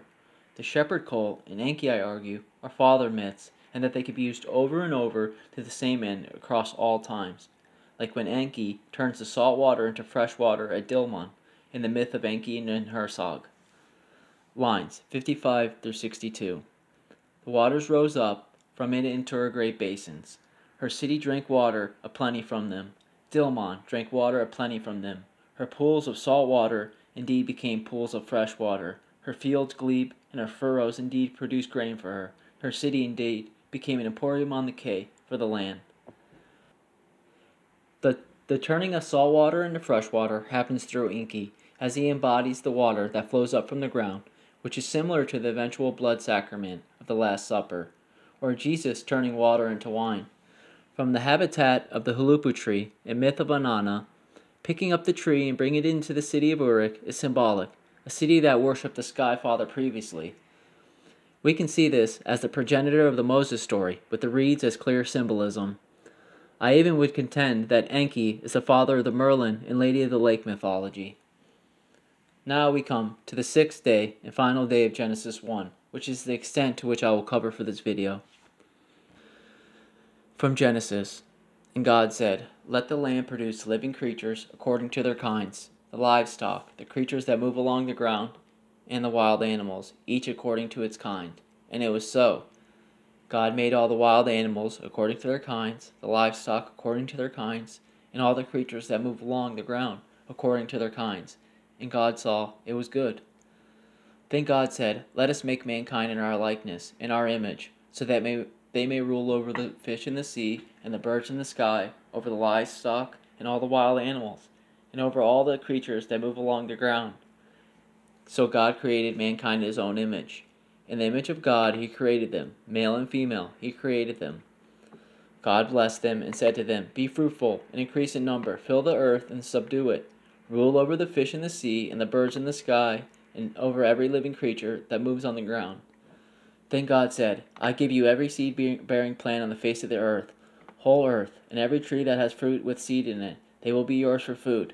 And to all the beasts on the earth, and to all the birds in the sky, and all the creatures that move along the ground, everything that has the breath of life in it, I give every green plant for food." And it was so. God saw all that he made, and it was very good. And there was evening, and there was morning, the sixth day. We can understand Enki as the doer of God's will, who is Enlil in the Sumerian context. With Enki's order of the world, we see how the final order in religion is made more complex in proportion to the growing complexity of society with growing technology and interaction with other peoples. In other words, they need to create new gods for an increasingly sophisticated society. Lines 52 through 60. When the father Enki goes forth to the inseminated people, good seed will come forth.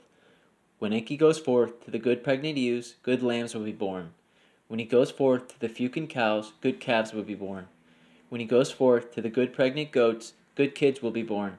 If you go forth to the cultivated lands, to the good germinating fields, stockpiles and stacks can be accumulated on the high plain. If you go forth to the parched land. Lines 358 to 367. He built the sheepfolds.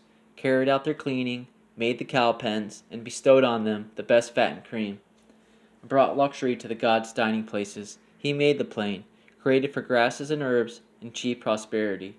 Enki placed in charge of this the king, the holy spouse of Inanna, the mistress, the lady of the great powers, who allows sexual intercourse in the open squares of Kulaba, Dumazed, the friend of An.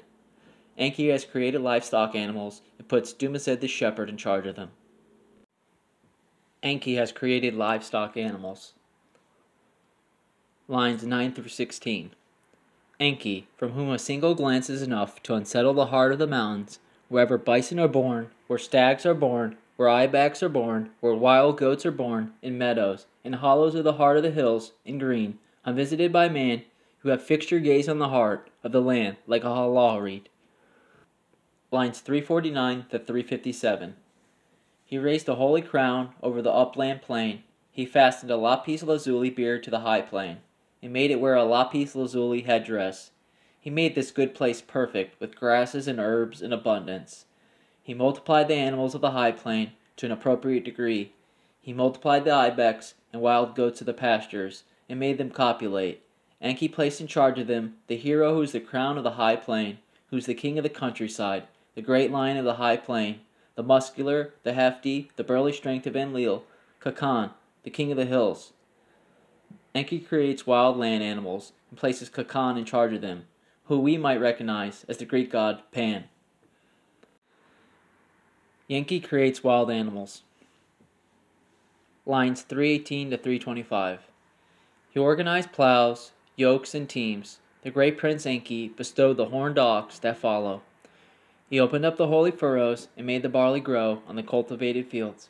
Enki placed in charge of them the lord who wears the diadem, the ornament of the high plain, him of the implements, the farmer of Enlil, Hekamindu, responsible for ditches and dikes. From Genesis. Then God said, "Let us make mankind in our image, in our likeness, so that he may rule over the fish in the sea, and the birds in the sky, over the livestock and all the wild animals, and over all the creatures that move along the ground." So God created mankind in his own image. In the image of God he created them, male and female, he created them. Enki in the world order. Lines 278 to 284. He issued a challenge. Enki placed in charge of all this, him from whose net no fish escapes, him from whose trap no living thing escapes, him from whose bird net no bird escapes. Enki creates mankind in his image, or lesser gods in the likeness of humans. Nevertheless, we know that the motivation to create these new gods is to free the senior gods from the toil of keeping up with each new complexity of the days of creation. So by the time of the sixth day, you're going to have animals to eat and to work, as well as humans and their way of sexual reproduction, etc. And this comes with a host of new responsibilities and new junior gods. And these are the Olympian gods, which we are most familiar with. And we even know the Greeks and Romans thought of themselves as descendants of the gods in some cases, like Julius Caesar, the descendant of Venus, and Alexander the Great, the son of Zeus himself. So we can understand each new day as a generation closer to man as we know them in current mortal form. And this is done through the days of creation, but also through the symbology of a tree. We are familiar with the image of a family tree, and much the same, it can be used to represent the Greek mythos. And in Genesis, you find a similar story of the earth's creation through successive generations of people. The word gene is at the heart of the word Genesis, right? Lines 326 to 334. The Lord called the cultivated fields and bestowed on them barley. Enki made chickpeas, lentils grow. He heaped up in the piles the varieties of barley. Enki multiplied the stockpiles and stacks. And with Enlil's help, he enhanced the people's prosperity. Enki placed in charge of all this her, whose head and body are dappled, whose face is covered in syrup, the mistress, who causes sexual intercourse, the power of the land, the life of the black-headed, Ashnan, the good bread of the whole world. Enki has created Ashnan, or the Greek goddess Demeter. Lines 309 to 317. He called to the rain of the heavens. He, as floating clouds, he, made rising at the horizon. He turned the mountains into fields. Enki placed in charge of all of this him who rides on the great storms, who attacks with lightning bolts, the holy bar which blocks the entrance to the interior of the heaven, the son of An, the canal inspector of heaven and earth, Iskar, the bringer of plenty, the son of An. Epic, no doubt. Here we have Zeus, the Olympian god, emerge. Eventually the god we know as Zeus would rise to the top of the Hurrian, Hittite, and Babylonian pantheon, as the northern migrations brought the new storm god. There are poems that discuss again the farmer versus shepherd caducean, squaring off a sheep versus grain, who are anthropomorphic versions of women farmers or shepherds. And of course, these are just symbols for the class and position they have in society. It is implied through the poem that the storm god Iskar is worshipped by the warrior farmer class. From Sheep vs. Grain, lines 130 to 142. Grain address sheep. Every night your count is made and your tally stick put into the ground, so your herdsman can tell people how many ewes there are and how many young lambs, and how many goats and how many young kids. When gentle winds blow through the city and strong winds scatter, they build a milking pen for you. But when gentle winds blow through the city and strong winds scatter, I stand up as equal to Iskar, the god of storms. I am grain. I am born for the warrior. I do not give up. The churn, the vat, the endowments of shepherding make up your properties. What can you put against me? Answer me what you can reply. Next, Enki places the goddess Nanchi in charge of fish and birds, which also hold the symbolic relationship in the shepherd cult of Enki. In the debate, the bird is ultimately chosen over the fish because it represents higher class managerial types who are able to sing a sweet enough song to be able to be brought into the palace. I argue the bird was a corrupt higher class official or priest type class within this cult of Enki, in charge of keeping the brutish and loud worshipper class in line. More so, he was around also to let the lower class fish know what resources were off limits and know his place in society, or possibly just a greedy merchant class type with access to higher officials than the lower fish. The poem opens up with trading insults. Lines 29 through 40. Bird, there is no insult. Croaking, noise in the marshes, squawking, forever gobbling away greedily, while your heart is dripping with evil. Standing on the plain, you can keep pecking away till they chase you off.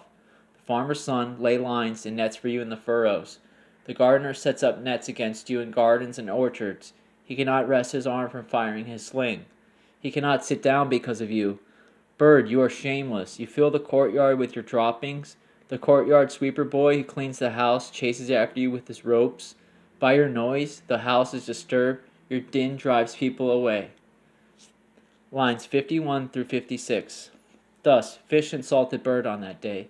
But bird, with multicolored plumage and multicolored face, was convinced of his own beauty and did not take to hear insults that fish had cast at it. As it was, a nursemaid singing a lullaby, it paid no attention to the speech, despite the ugly words that were being uttered. Then bird answered fish. Lines 57 through 69. How has your heart become so arrogant, while yourself you are so lowly? Your mouth is flabby, but although your mouth goes all the way around, you cannot see behind you. You are bereft of hips, as also of arms, hands, and feet. Try bending your neck to your feet. Your smell is awful. You make people throw up. They bare their teeth at you. You cannot eat the sweet plants there, as my voice harasses you. You cannot travel with confidence in the river, as my storm cloud covers you. As you slip through the reed beds, you are always beneath my eyes. Some of your little ones are destined to be my daily offering. You give them to me to allay my hunger. Some of your big ones are just as certainly destined for my banqueting hall. Lines 125 to 136.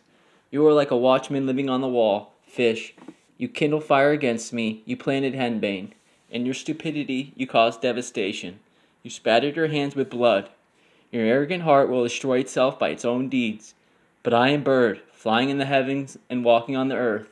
Wherever I travel to, I am there for the joy of it. O fish, bestowed by the great princes, I am a first-class seed, and my young are firstborn young.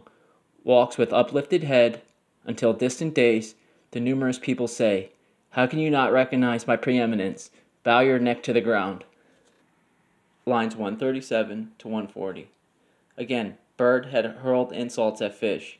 Then fish shouted at bird, eyeing it angrily. Do not puff yourself up from your lying mouth.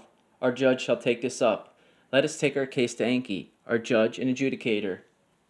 Lines 141 to 147. And so with the two of them jousting and continuing the evil quarrel, in order to establish, the one over the other, their grandness and preeminence, the litigation was registered within Eridu, and they put forward their argumentation, thrashing about, amid roaring like that of a bull. Crept forward like, they requested a verdict, from King Shulgi, son of Enlil. Eventually, the insults turned to violence, and it is demanded that the king judge the matter, and give a verdict in all fairness. We also know the goddess Nancy of the fisheries, in judgment, is the equivalent of the Greek goddess Athena. Athena was said to be able to cast the tie-breaking vote in judicial cases in Athens' court. Eventually, a law or judicial class needed to be introduced to handle squabbles between civilian class types. Lines 418 to 421. Nance, the august lady who rests her feet on the holy pelican, is to be the fisheries inspector of the sea. She is to be responsible for accepting delectable fish and delicious birds, from there to go to Nippur for her father Enlil. Then the goddess Nisaba is made the scribe of the land, and placed in charge of measurements and preparing the god's food. She is associated more over time with her male consort Nabu, who most agree is the Greek god Mercury. You could also argue she is Hestia, the god who is prayed to first before every meal. Lines 412 to 417. My illustrious sister, holy Nisaba, is to get the measuring reed. The lapis measuring tape is to hang over her arm. She is to proclaim all the great powers. She is to marcate boundaries and mark borders. She is to be the scribe of the land. The planning of the gods' meals is to be in her hands. From the poem, Grain vs. Sheep. Men would walk the land naked, and eat grass and drink water out of the ditches before the newer gods were made. Though debate between sheep and grain, Kakan, the god of wild animals, had not gone out into the barren lands. The people of those days did not know about eating bread. They did not know about wearing clothes. They went about with naked limbs in the land. Like sheep, they ate grass with their mouths and drank water from the ditches. Now we know that God wanted humans to be fruitful and multiply, and that every species of seed-bearing plants was created, which I believe originates from the poem of Enki and Herzog. Until now, the sixth day of creation has essentially been a recitation of the poem Enki and the World Order. At this point, the gods cannot reproduce like humans do, nor are their seed-bearing plants or fruit. These are clear allegories for each other. From the poem Enki and Herzog, lines 69 through 74. Lie down for me in the marsh, lie down for me in the marsh, that would be joyous.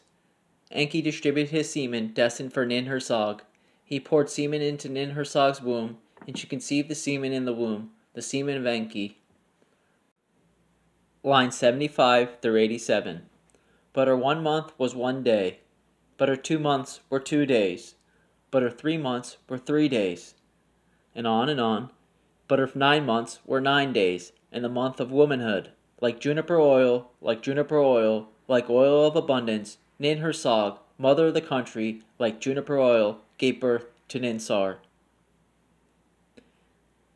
Enki impregnated his consort Ninhursag, with her 9 days being her 9 months, the months of womanhood, allusion to creating men and women in the image of God. The child was called Ninsar, called Lady Greenery. When Ninhursag left him, Enki came upon Ninsar. Not knowing her to be his daughter, and because she reminds of his absent consort, Enki then seduces and has intercourse with her. Ninsar then gave birth to Ninkura, Lady Fruitfulness or Lady Pasture, and leaves Enki alone a second time. Enki in his loneliness finds and seduces Ninkura, and from the union, Ninkura gave birth to Utu. From the poem Enki and Ninhursag, lines 108 to 116. In turn, Ninkura went out to the river bank. Enki was able to see up there from in the marsh. He was able to see up there. He said to his minister Isimud, "Is this the nice youngster not to be kissed? Is this the nice Ninkura not to be kissed?" His minister Isimud answered him, "Kiss this nice youngster. Kiss the nice Ninkura. My master will sail. Let me navigate. He will sail. Let me navigate." Lines 117 to 126. First he put his feet in the boat. Next he put them on dry land. He clasped her to the bosom, kissed her. Enki poured semen into the womb, and she conceived the semen in the womb, the semen of Enki.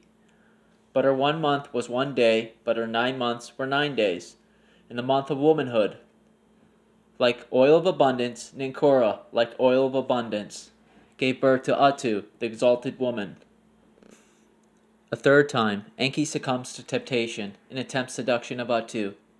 Upset at Enki's reputation, Attu consults Ninhursag, who, upset at the promiscuous, wayward nature of her spouse, advises Attu to avoid the river banks, the places most likely to be affected by flooding, the home of Enki.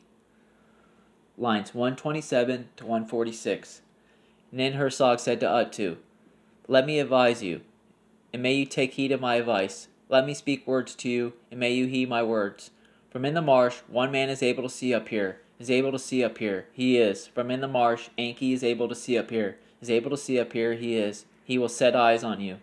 Eventually Enki woos Attu, and brings her fruit, impersonating a gardener.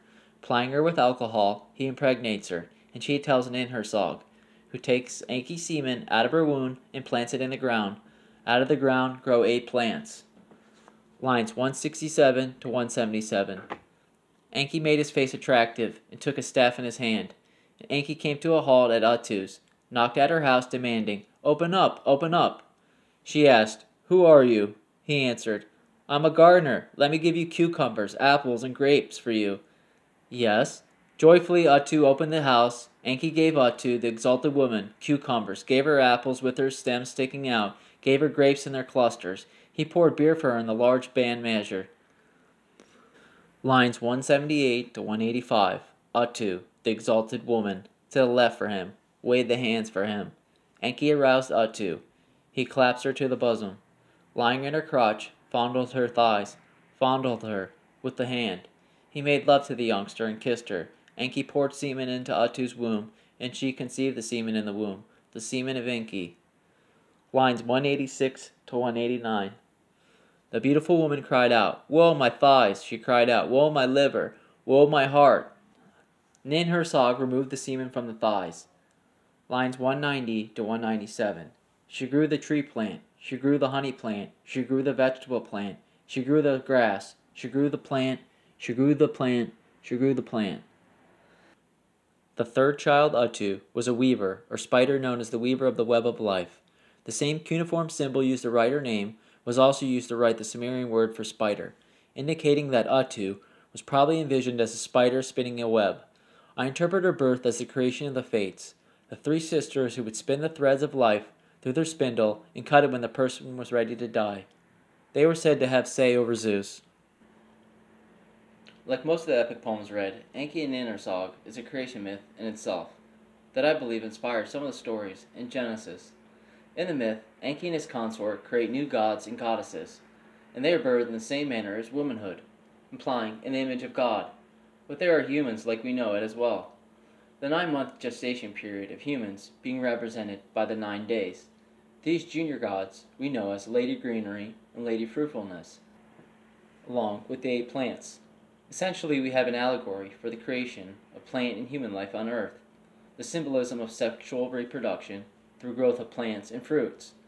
We also see the Enki cult in action, where he lies in the marsh, essentially to rape these lesser goddesses as a means to be fruitful and increase in numbers, like in Genesis. Ninhursag from the poem is known by many names, where Ninhursag means Lady of the Sacred Mountain, or Foothill, possibly a reference to the site of her temple, the Ikor, the House of Mountain Deeps, at Eridu. She had many names including Ninmah, Great Queen, Lady of Birth, or Mama, which is essentially mother. According to her legend, her name was changed from Ninmah to Ninhursag by her son Ninurta. This was done in order to commemorate his creation of the mountains, but some of the names above were associated with independent goddesses, like Ninmah. Most likely they were merged with Ninhursag later. We remember Ninmah from the creation myth Enki and Ninmah, where she acts as a midwife, whilst the mother goddess Namu mixed different kinds of human individuals from lumps of clay at a feast given by Enki to celebrate the creation of humankind. We could also argue that this myth is an originator for the Genesis creation story. I think a misconception is that gods and humans were different, where in reality, Humans were just the youngest generation of gods who were created to do all the labor. I mean, this is explicitly stated in the poem of Enki and Enlil as the motivation to create the new generation of gods out of clay, so the senior gods wouldn't have to do the labor. In Genesis 1, the Hebrew word used for God is Elohim, a grammatically plural noun for gods or deities. Enki was later known in Akkadian and Babylonian mythology as Ea, or how we spell it in English, E-A. He was originally the patron god of the city of Eridu, but later the influence of his cult spread throughout Mesopotamia into the Canaanites, Hittites, and Hurrians. As Ea, Enki had a wide influence out of Sumer, being equated with El at Ugarit and possibly Yah at Ebla, in the Canaanite Elam pantheon. He is also found in the Hurrian and Hittite mythology as the god of contracts. In Hebrew, the ending I-M normally indicates a masculine plural. It is generally thought that Elohim is derived from Eloah, the latter being an expanded form of the Northwest Semitic noun Il. An exact cognate outside of Hebrew is found in Ugaritic, Elam, the family of El, the creator god and chief deity of the Canaanite pantheon. Certainly suggests that Elohim in Genesis could mean gods, or plural god, or it could be God has become a syncretized form of the Sumerian or later Mesopotamian gods. And as you may have noticed, because I've said it a lot, is how every poem is essentially a creation myth in itself. And this is noticeable through the structure and usage of symbolism attached to each god. So for instance, the poems will usually start with the first chief god, Anu, and how fates were determined, and he's carried off the heavens. Basically letting everyone know this is the beginning of the creation myth. And Enki will show up, and then followed by Enlil, the two chthonic gods, with their associated symbolism. And this is how we know them to arrive in Sumer, chronologically, according to the archaeology, as well as according to the creation myths in Genesis, like day 1 or day 2. And then we'll get to the introduction of the sun god Utu, at a time when there's no animals or plants, but about to be introduced, etc. And this structure is a pattern that can be recognized through all the myths. After the 6th day of creation, Genesis 1 has come to an end. At this point, the world that the writers of the Genesis creation myth lived in had been formed. The age where humans proper exist, an age distant from the gods, but close enough to remember the heroes. The Greek Hesiod believed there were 5 ages of men, and he was living in the 5th, and the Roman poet Ovid said 4 ages. And I think that just shows how conscious the ancients were of their place in time and history of the world, and how they conceptualized and venerated their connection to the past as a succession of generations of gods, these eternal beings to be worshipped. And it was at that moment of modernity, at the end of creation, before the collapse of the Bronze Age, we see 2 different interpretations emerge from the Sumerian mythos, the eventual modern religions of Judaism, and from there Christianity and Islam, and from the Indo-European interpretations, you get the religions of the Greeks, Romans, and Hittites. When constructing their religion, the Romans didn't interpret their mythos by way of the Hebrews or Semitic Akkadians. It was by way of the Greeks, much like we have tried to do today. The ancients were as aware of things like race and religion, and the symbiotic relationship between them, and also sophisticated enough to introduce and develop this complex symbolism and myth as a means to uplift their people and civilization. And I think that's an important distinction, because for Jews in Judaism and Greeks in their religion, it was ultimately an expression of their race, where, as Christianity, it's a universal religion, which explains the situation in countries with European Christian populations. I made the point earlier about the Amorites. Even in the United States, where the population is majority Christian and of a variety of European descents, the names, language, and religion are all derived from anglicized forms of Judaism and Christianity. And if you were to go ahead 5,000 years from now and read texts, would it be clear what type of people made up the United States? Would you assume they were an Anglo-American people who lived in this Judeo-Christian society? You very well could, if you had nothing to go from besides some stone tablets, especially if the race was not central to the interpretation of the religion, like Christianity, and even more so like Christianity today in the United States. And by tracing these myths back to their origin, we can begin to knit the patchwork of historical evidence and mythological text into this spiritual fabric in which we can begin to express ourselves as a race in the most dignified, magisterial, and holiest of forms.